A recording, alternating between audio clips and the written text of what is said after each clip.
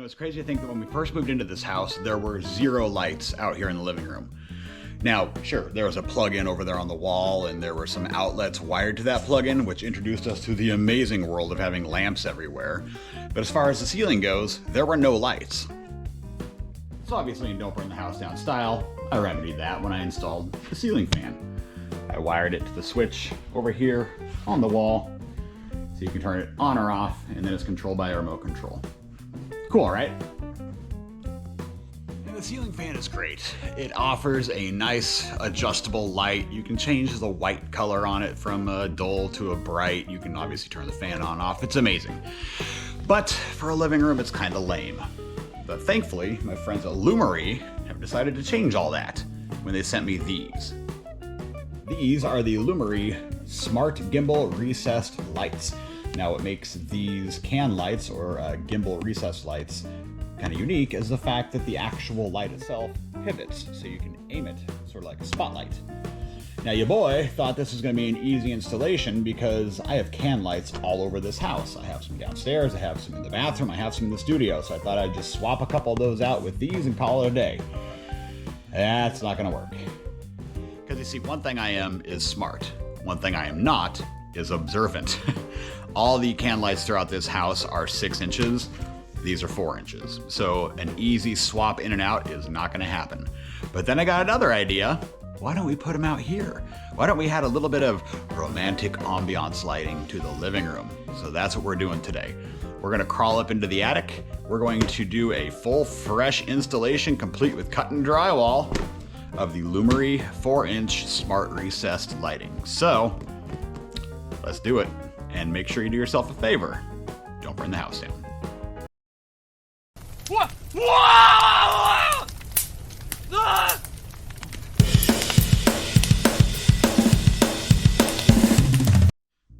Oh yeah, also it is important to note that if you are not an electrician or if you are not infinitely comfortable working with electricity, don't do this.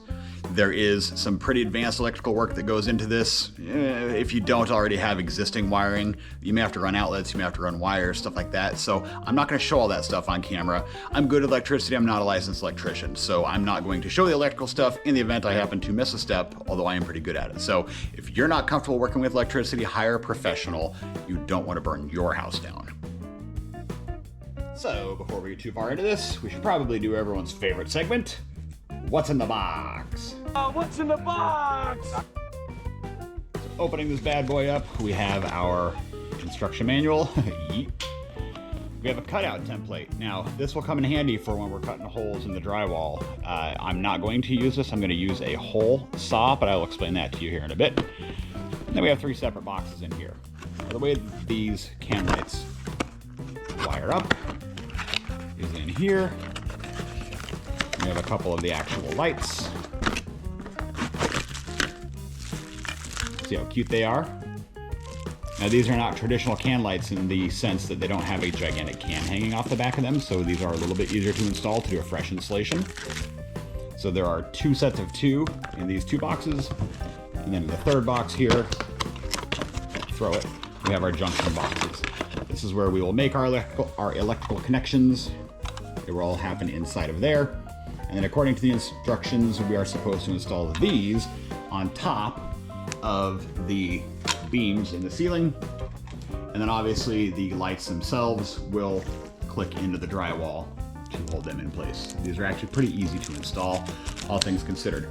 Now, lucky for me, I do have wiring running to that thing, which I ran when I obviously installed it. We didn't have anything up there. So my goal is I'm going to splice into the wiring that is in the ceiling, right around over there, that goes down to the switch in the wall, and it runs out over here. So I'm just going to splice into that junction box, right up over there, and then run our new Romex and put a light about here, one about there, one about there, and one about over there. Probably a little more approximate, a little more, precise when I measure it. So let's get moving. All right, so first things first, I had to figure out where I'm actually gonna put the lights. So what I did is I measured from the ceiling fan to the window, and I put them halfway in between. I also put them halfway between the ceiling fan and the wall, and then I put them that same distance out from the ceiling fan here. So I've got a little mark there. You probably can't see it. I've got a mark over there. And then these ones I stretched out a little bit further. So I've got a mark there, and then I've got a mark there. These two will be lined up. Those two will be lined up. These two up here will be out a little bit further from the fan, but given how the room is shaped, I wanted to make sure we got a little bit of the walkway covered as well. So the next thing I had to do was double check to make sure there are no studs where I'm going to be drilling. So I used my stud finder, which is this guy right here. I drug it along the ceiling to make sure that when I do punch a hole right there, that I'm not gonna be hitting a stud. That is the last thing I want, is to put a hole in a stud. Except if I put a hole myself, because, you know, haha. But anyways, there's no studs up there. These distances should be perfect, so let's get the hole saw going, shall we? So, Lumary gives you this hole cutout template. Now, if you don't have a hole saw, what you're gonna do is you're gonna tape that up there. You're gonna trace that circle, and then you're gonna use a little hand drywall saw, or maybe a reciprocating saw, or a jigsaw or something.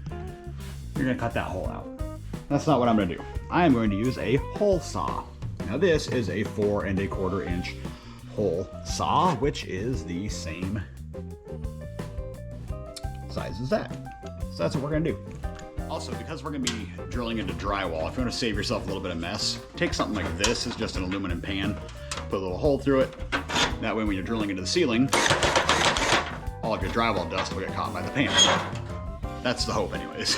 Make sure you don't use anything plastic, because it will melt, obviously, when the bit's turning. So let's see what happens here, shall we? All right, X marks the spot for the center of our bit. We'll line that puppy up. We're gonna start drilling.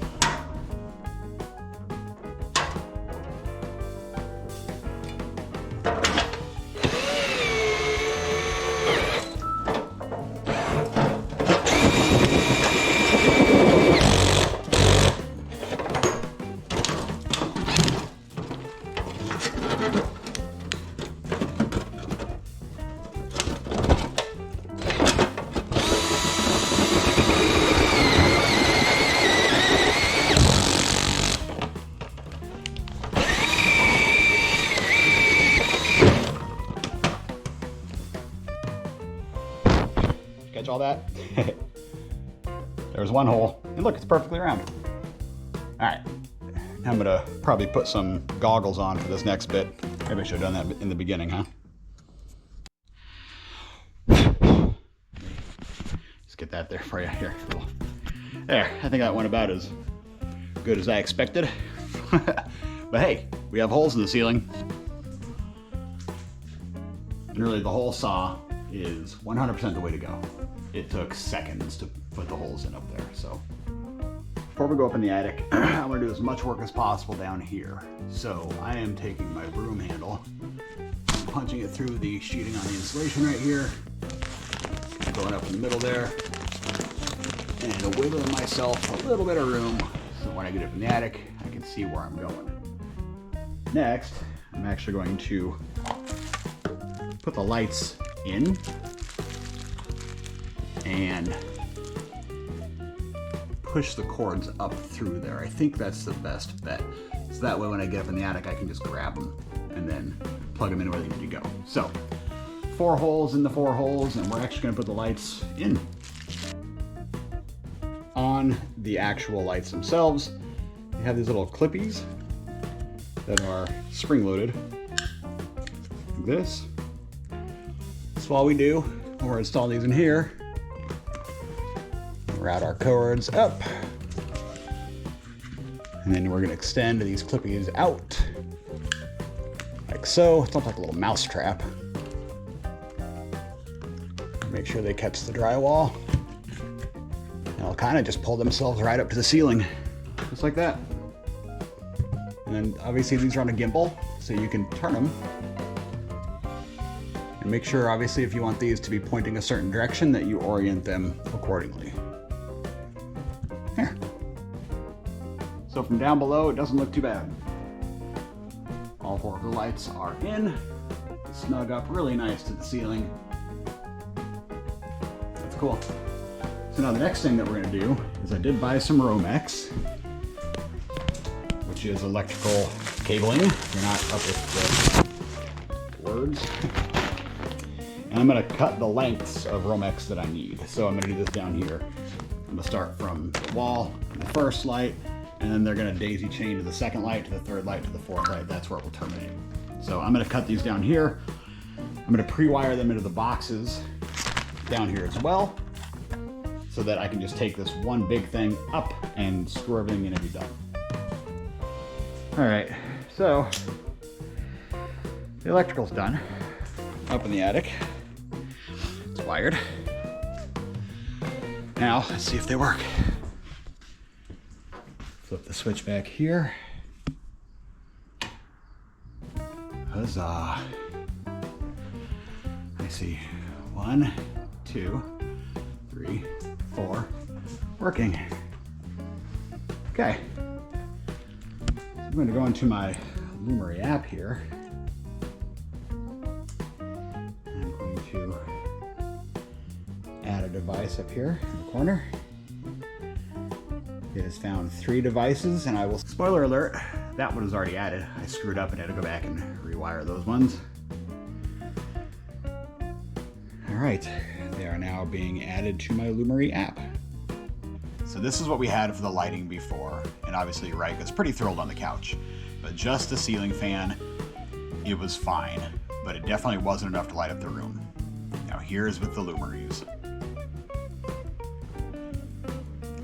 That is so much brighter. It literally fills up the entire room with light. You don't have shadows when you're sitting on the couch. You don't have terrible angles or shadows if you're trying to make a video or if you're trying to do anything on your phone or your tablet. It lights up the room really nice. Now this does point out right here one of the drawbacks with these devices, and you can see that they're kind of going out of sync with each other. Each one of these lights is on the Wi-Fi by themselves, and that does kind of give them the ability to go out of sync at times. But here you can see some different colors with them. They are RGB, so they are pretty much infinite with color selection. On my wheel here, you can just pick them. And obviously they're in good sync right here, so you're able to go between the red and the blue and the yellow. You can set the color to be literally whatever you want. A nice purple. Now I will say that for me, the versatility or the utility of having infinite colors, I don't know that we're gonna use those a whole lot, but it is cool to have. The girls like to do dance parties in the living room, so having the lights like this where we can flash them different colors and have fun with them, they absolutely love that. Like I said, I've been using these for a couple of days now after I installed them to record this voiceover, and you can see the infinite different options that you have with the different lights. You could obviously see Rika, our Siberian Husky, on the couch. She's pretty thrilled. You're able to dim the white down as well. You're able to switch between a bright, brilliant white to a soft to a dull white, and you're able to bring the dimness way down on them. So when we're playing games or if we're doing something in the living room during the day, having that much light is amazing. But when it's time to watch TV and wind down at night, being able to bring the lights way down like this is really nice. It really sets a good mood, a really cool ambiance in the living room. And then when it's time to go to bed, this is honestly my favorite feature. These are the night lights. The night lights are exactly how they look. They're a soft, very soft circle of light, a ring of light that comes out of these devices, and they look phenomenal. I absolutely love how these look at night. It's just enough that you're not going to stub your toes walking through the living room.